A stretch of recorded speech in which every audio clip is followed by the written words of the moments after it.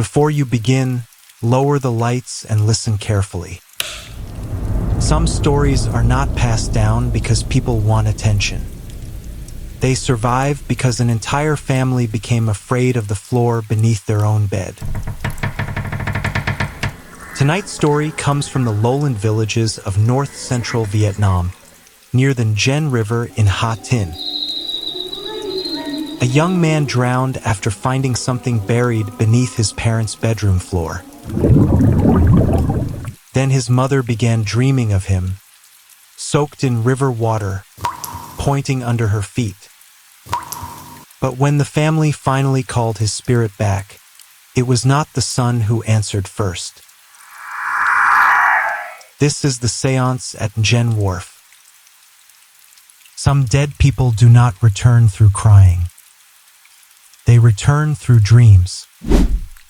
They stand at the far end of the yard, soaked from head to toe, their feet not quite touching the ground.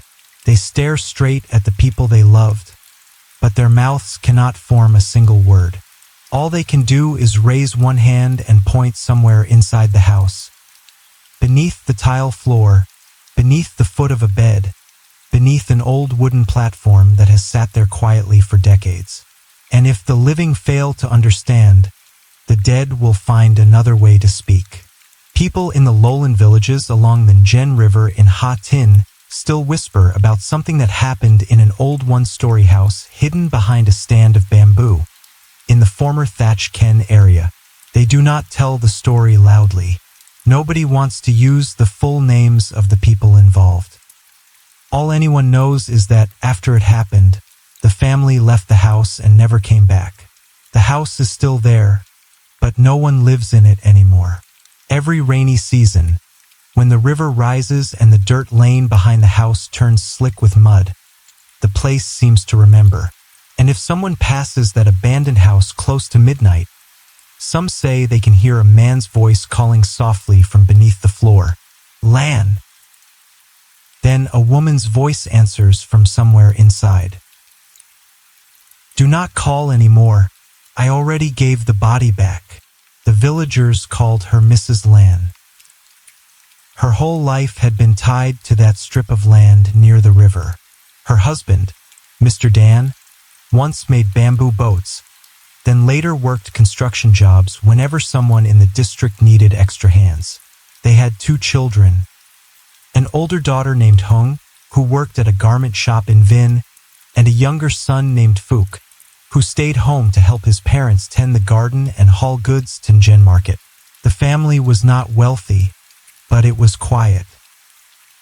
Their house was a modest one-story home with an aging tile roof. In the front yard stood a slender areca palm. Behind the house was a low garden that flooded whenever the rains came hard. In the center room stood the ancestral altar. To the left was the bedroom shared by Lan and Dan. To the right was the old room where Hung and Phuc had slept as children. Phuc was the gentlest person in that house. At 24, he was thin, sun-darkened, and soft-spoken. The village liked him because he did not drink, did not fight, and never refused a neighbor in need. If an elderly woman needed a sack of rice carried to the road, Phuc would carry it. If someone called from the gate while he was eating, he would put down his bowl and run outside. That was why, when Phuc died, no one in the village believed it at first. It happened on a late night near the end of the 9th lunar month. That afternoon, the sky had been heavy with clouds. Wind came off the river carrying the sour smell of mud and rotting water plants. Phuc had gone to Nghen Market to buy supplies for repairing the bedroom floor. A few days earlier, Mr. Dan had said the floor inside their room had swollen up and needed to be broken open and retiled before the rainy season grew worse. At around 7 that evening, Phuc called his sister. Hung had just finished her shift in Vinh. When she answered, all she heard at first was wind tearing across the other end of the line. "Sister." His voice sounded wrong. "What is it? Speak louder." Fook went silent for a few seconds, then spoke quickly, as if he were walking fast and looking over his shoulder. "Come home. Do not let Dad pour a new floor." Hong frowned. "What? Why would it matter if Dad fixes the floor?" There was a hard slap of water through the phone. Then Fook breathing too fast. "If something happens to me..." The call cut off before he could finish. Hong called back. No one answered. Break time equals 0. S/. Close to 11 that night, villagers found Fook's motorbike lying on its side along the dirt road near the river landing. One of his sandals was caught in the grass. The bag of repair supplies was still hanging from the front of the bike. White cement, a small trowel, a few nails, and a coil of electrical wire. But Fook was gone. 3 days later, his body surfaced in a still bend of water near the mouth of the canal. The men who pulled him ashore said his hands were clenched very tightly, as though he had been trying to hold on to something. But when they opened his fists, there was nothing there except black mud packed beneath his fingernails. The funeral was rushed because the rain would not stop. Mrs. Lan fainted again and again. Mr. Dan did not cry. He stood beside the coffin with his gray face fixed in place, his hands clasped behind his back. Whenever someone asked what had happened, he gave the same answer. It was an accident. He slipped into the water during the rain. Only Hong did not believe it, because before he died, Fook had called her. And his last words had not sounded like panic. They had sounded like a warning. Do not let Dad pour a new floor. After the funeral, the house grew colder. It was not the ordinary cold of rain. Rain in the north-central region was always persistent. It soaked into shirts, hair, sleeping mats, and the smell of old wood. But the cold inside Mrs. Lan's house was different. It seemed to rise from beneath the floor in slow waves.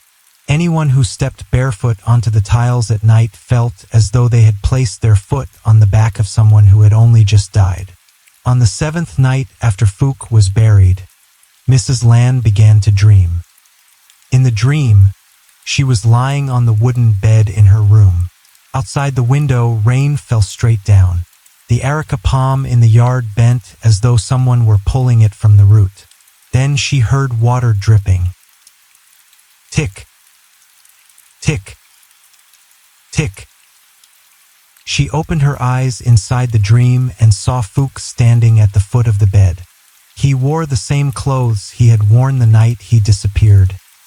A gray shirt, black trousers, his hair plastered to his head with water. His face was pale, but his eyes were awake. Mrs. Lan cried out in the dream, "Fook, did you come back to see me?" Fook did not answer. He bent slightly and pointed toward the foot of the bed. Mrs. Lan followed his hand. The old floor tiles there had swollen into a long ridge. From a narrow crack between the tiles, water seeped out. But the water was not clear. It was cloudy, dark, and it smelled like mud from the riverbed. Fook looked at his mother. His lips moved. "I am not cold under the river." Mrs. Lan trembled. "Then where are you cold, my son?" Fook pointed down at the floor. "Under your feet." Mrs. Lan woke with a gasp. The bedroom was completely dark. Mr. Dan was asleep beside her, breathing heavily. Outside, the rain was still falling. She reached toward the foot of the bed. The tiles were wet. At first, she thought the roof was leaking, but when she turned on the light, she saw that the water had collected in only one place, the exact spot Fook had pointed to in the dream. She wiped it with a towel. The towel came away with a sharp, rotten smell. The next morning, she told Mr. Dan what had happened. He snapped at her. "You miss the boy too much, so now you are dreaming nonsense. The house is old. Old floors get damp. Do not talk about this and let people laugh at us. But from that day on, Mrs. Lan could not sleep. Every night she saw Fook.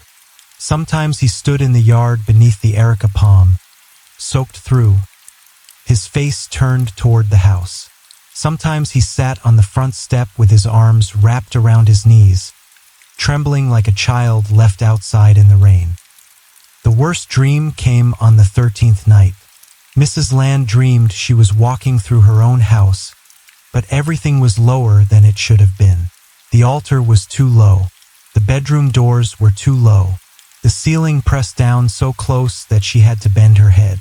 Then she heard someone singing a lullaby. It was not her voice. It was a man's voice. Hush now. Over the wooden bridge, she followed the sound into the bedroom. Fook stood there, but this time he was not looking at her. He was looking under the bed. Beneath the bed, a hand reached out. A man's hand, darkened, rough, the nails still packed with soil. Mrs. Lan screamed. Fook turned and said each word clearly.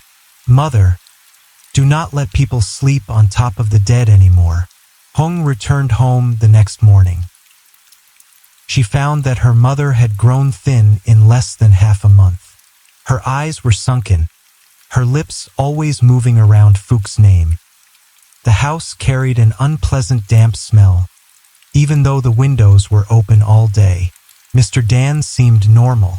He sat on the veranda shaving bamboo strips, coughing from time to time. When he saw Hong, he only asked, "Did your factory let you take time off?"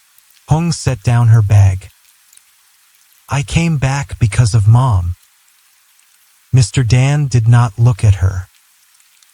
"Your mother is weak with grief. Do not listen when she talks about ghosts." Hong looked into the bedroom. The tiles near the foot of the bed were swollen, just as her mother had said. A thin crack ran from the bed to the edge of the wall. She crouched and touched it. The crack was ice cold. That night, Hong slept beside her mother. Around midnight, she woke to the sound of knocking.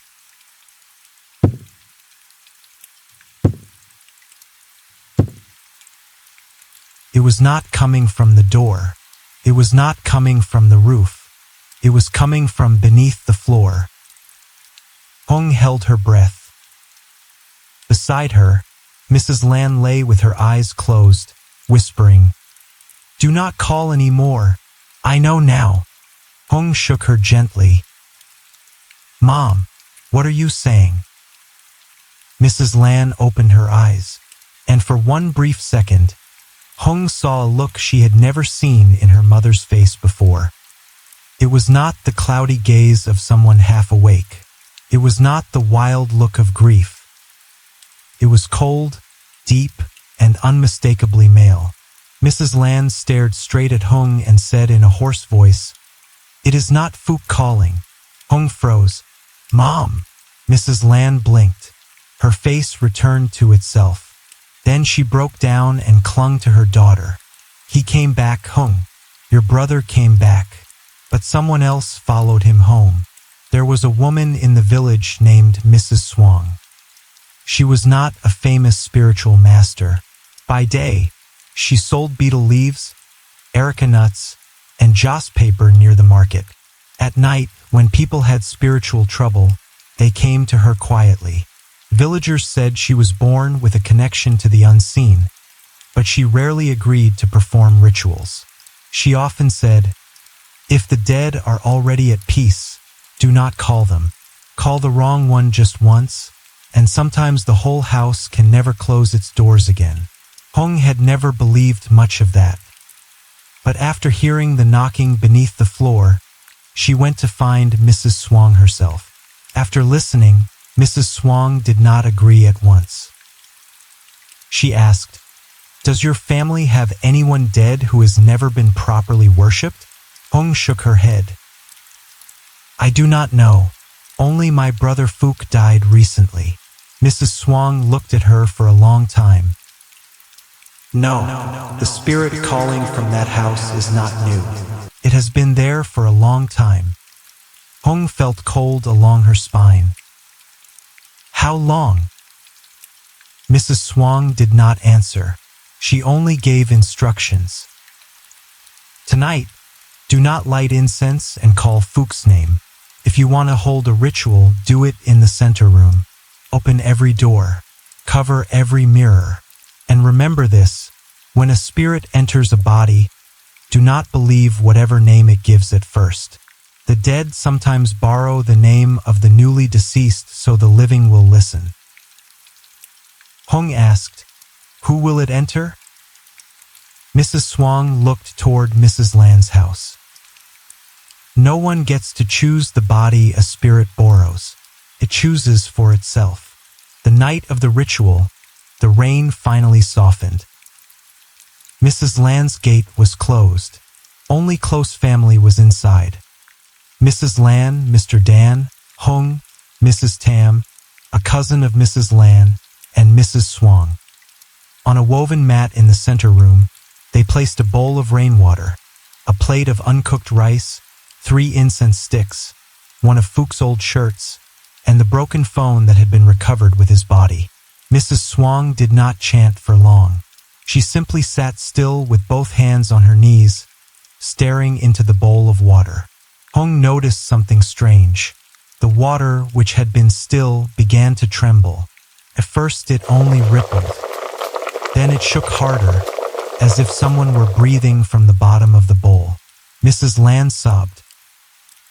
"Fook, if you are here, let your mother know. Were you wronged?" No one answered. Then Mrs. Tam, sitting near the altar, suddenly shuddered. Her shoulders jerked. Her head dropped forward. Both hands gripped the edge of the mat until her knuckles went white. Hong gasped. "Aunt Tam." Mrs. Swang raised one hand for silence. Mrs. Tam slowly lifted her head. Her eyes were open, but they seemed covered by a cloudy film. Her mouth parted. A hoarse, quiet voice that was not hers came out. "Mother!" Mrs. Lan cried out. "Fook, my son." The voice continued. "Do not cry. I do not hurt anymore." Hong trembled. The voice was not exactly Fook's, but the pauses between the words sounded like him. When Fook was alive, he had always spoken slowly, with his voice dropping at the end of a sentence. Mrs. Lan fell to her knees. "Who harmed you? Tell your mother." Mrs. Tam shook her head. "Do not ask how I died. Then what do you want?" Mrs. Tam turned her head toward the bedroom. "Ask the one who lay there before me."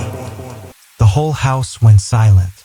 Mr. Dan, who had been sitting near the veranda since the ritual began, suddenly stood up. "Enough!" Mrs. Swang looked at him. "Sit down." Mr. Dan shouted. "I said enough. Why are you bringing superstition into my house?" The moment he stepped across the edge of the mat, the bowl of water cracked in two. No one touched it. Water spilled across the mat and ran in one straight line toward Mrs. Lan's bedroom. Mrs. Tam collapsed. The ritual broke.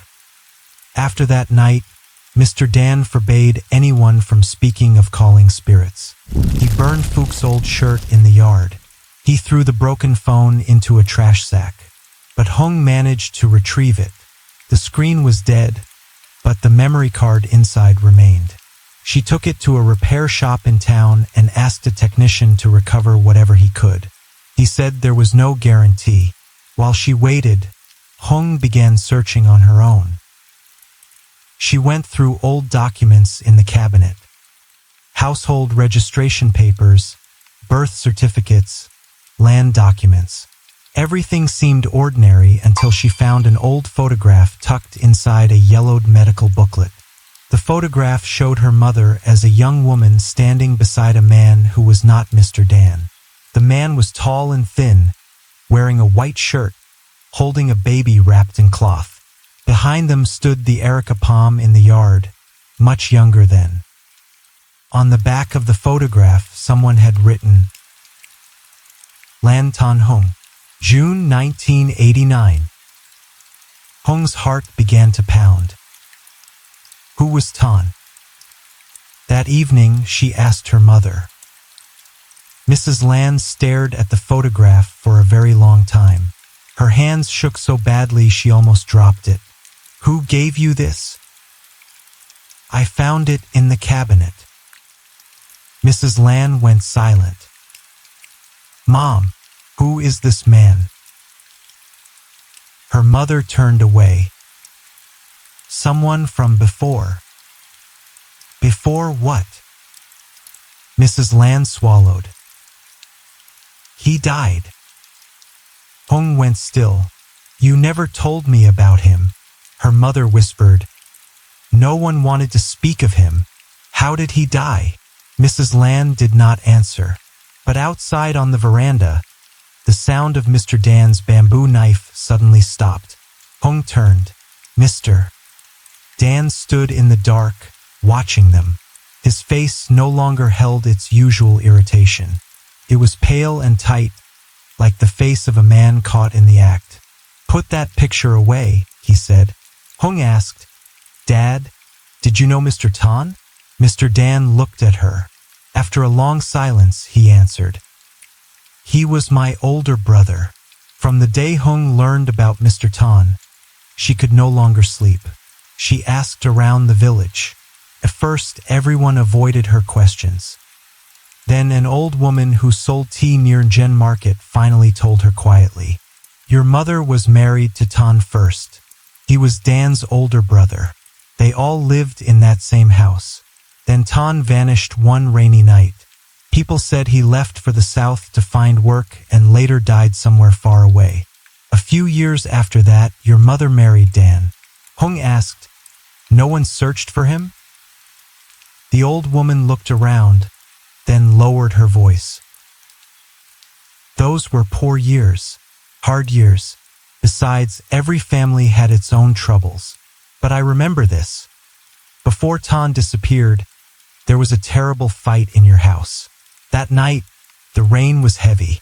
The next morning, there was blood in the yard, washed thin by rain all the way to the areca palm. Hong felt the cold move through her. She remembered Fook's phone call. Do not let Dad pour a new floor. She remembered her mother's dream. I am not cold under the river. I am cold under your feet. She remembered the voice that had entered Mrs. Tam. Ask the one who lay there before me. Maybe the one who lay there before Fook was not someone newly dead. Maybe it was someone who had been lying inside that house for more than 30 years. On the 21st night after Fook's death, Hong decided to perform the ritual again. This time, Mrs. Swang arrived very late. She looked at the house, then at the areca palm and said, Last time, I thought only one spirit followed Fook home. Now I understand. Fook's death opened a door. The one beneath the floor used him as a path out. Hong asked, Is it Mr. Tan? Mrs. Swang did not answer directly. Tonight, if someone is entered, do not speak a name first. Let the dead name themselves. Mr. Dan locked the bedroom door and refused to allow the ritual. But after so many dreams, Mrs. Lan was barely herself anymore. She knelt before Fook's altar and cried until her body weakened. At last, Hong opened the center room herself. The ritual began close to midnight. There was no Mrs. Tam this time, no outsiders, only Hong, Mrs. Lan, Mr. Dan, and Mrs. Swang. 3 incense sticks burned very slowly. Wind moved through the cracks in the doors and bent the flame of the oil lamp on the altar.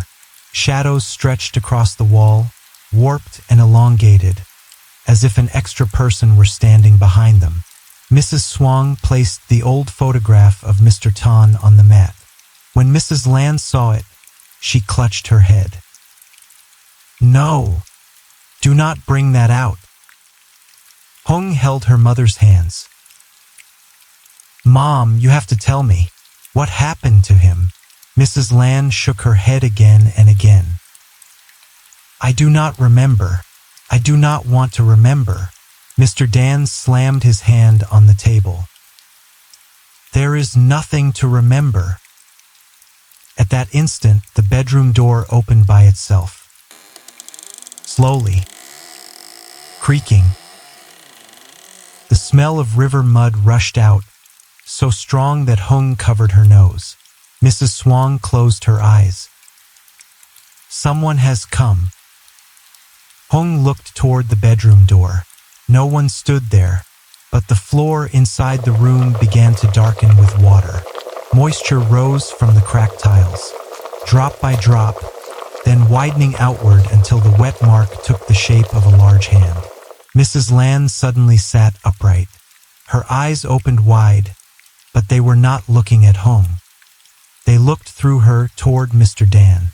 A man's voice came out of Mrs. Lan's mouth. Dan! Mr. Dan stepped back. No, no. The voice continued. Do you still sleep well in your brother's house? Hung's skin prickled. Her mother was speaking, but it was not her mother's voice. Mr. Dan shook. Brother Tan. The voice inside Mrs. Lan gave a dry little laugh, like wind moving through a rotten bamboo tube. I did not go south. I did not die on some road. I am here, Mrs. Lan slowly bent down and pointed toward the foot of the bed. Right beneath the place where my wife sleeps. Hung began to cry. No, that cannot be true. Mr. Dan sank to his knees. Mrs. Swang barked. Speak. If you keep hiding it, no one in this house will ever have peace. Mr. Dan covered his face. Outside, rain suddenly poured down in a hard sheet, and in the sound of that rain, Mr. Dan confessed.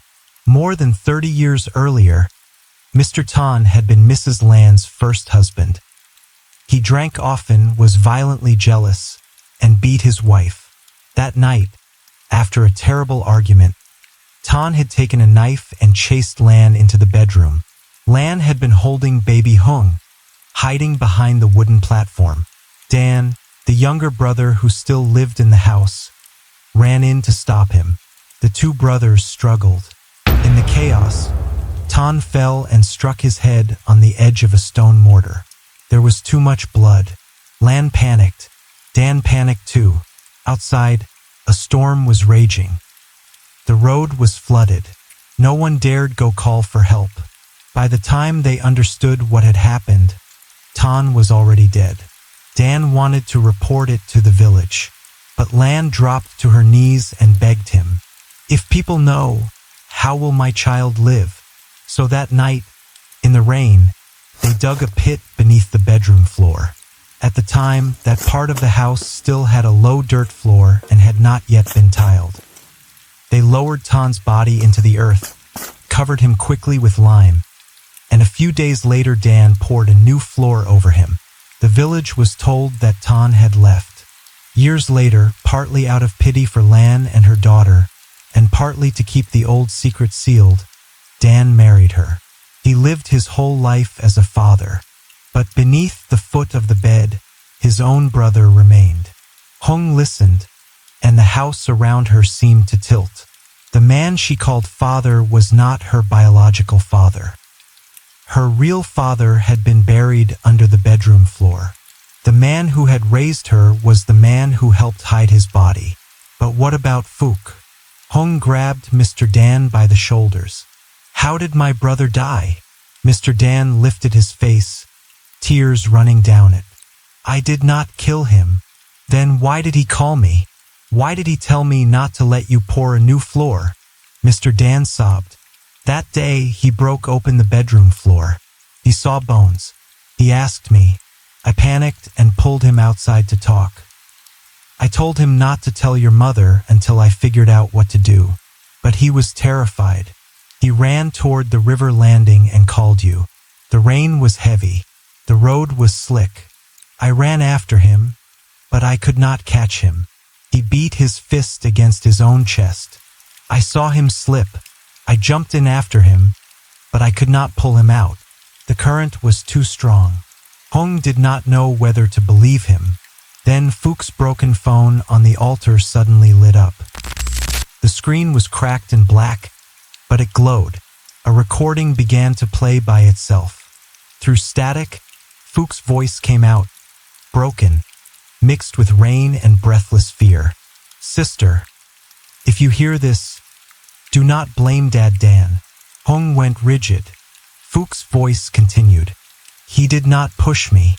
I saw bones under the floor. I got scared and ran. But, sister..." The recording hissed violently. Then Phuc's voice dropped lower. "The one under there would not let me go," he said. "He had to be brought up. Or Mom would have to go down in his place." The phone went dark. No one spoke. Mrs. Lan, still half conscious and half possessed, slowly raised her head. Mr. Tan's voice had vanished. In its place came Phuc's voice. "Mother!" Mrs. Lan sobbed. "Phuc, bring Dad up, Mother. Do not sleep on top of Dad anymore." Then Mrs. Lan collapsed. The next morning, Hong called men to dig up the floor. Mr. Dan did not stop them. He sat on the veranda, eyes red, looking as though he had aged 20 years in one night. When the first layer of tile was lifted, the smell of old mud rose from beneath it. At the third layer of earth, the workers stopped. A strip of rotted cloth appeared, then a metal shirt button, then bones yellowed with time. Mrs. Lan did not cry. She only stood there with her hands hanging at her sides, murmuring, "You came home. Finally, you came home." Inside the pit, they also found a blackened silver ring. On the inside were two faintly engraved names, Lan Tan. The family quietly had Mr. Tan's remains reburied elsewhere. They did not announce it widely. They did not make noise. They placed a small incense bowl beside Phuc's altar. After that, Mrs. Lan stopped dreaming of Phuc standing soaked in the yard. Hong believed it was over. But the most frightening part began only after the dead man was brought up from beneath the floor. 7 days after the reburial, Mrs. Lan changed. During the day, she seemed normal. She cooked, swept the yard, fed the chickens. But at dusk, she would pull a chair to the door of the old bedroom and stare down at the newly patched cement. Hong asked, "Mom, what are you looking at?" Mrs. Lan answered, "Listening." "Listening to what?" Mrs. Lan smiled. "To someone breathing." Hong felt cold. She took her mother to a doctor. The doctor said Mrs. Lan was suffering from trauma after a severe shock. She needed rest, medication, and quiet. Hong believed that. She wanted to believe that, until the night before she was supposed to return to Vinh. That night, Hong slept in her old room. Around 2 in the morning, she heard her mother's voice calling from the center room, "Hong!" Very softly, Hong sat up. "Mom!" No one answered. She stepped out. The center room was dark. On the altar, the incense bowls for Phuc and Mr. Tan had gone cold. But something made Hong stop where she stood. Mrs. Lan was sitting before the altar. Her back was turned. She was wearing Phuc's gray shirt, the same shirt Mr. Dan had burned in the yard after the first ritual. Hong's throat tightened. "Mom, where did you get that shirt?" Mrs. Lan did not turn around. She only stroked the hem of the shirt and said, "It is not my shirt." Her voice dropped lower. "It is the borrowed body." Hong stepped back. "Mom!" Mrs. Lan turned her head. In the darkness, the face was still her mother's face, but the eyes were not hers. They were deep, cloudy, and cold. the same eyes Hung had seen on the first night. Mrs. Lan smiled. That smile looked like Fuchs, and like the man in the old photograph. Calling the dead is easy, she said. Returning them is harder. Hung could not breathe. From the newly patched bedroom. But this time, the knocking was not beneath the floor. It was on the altar.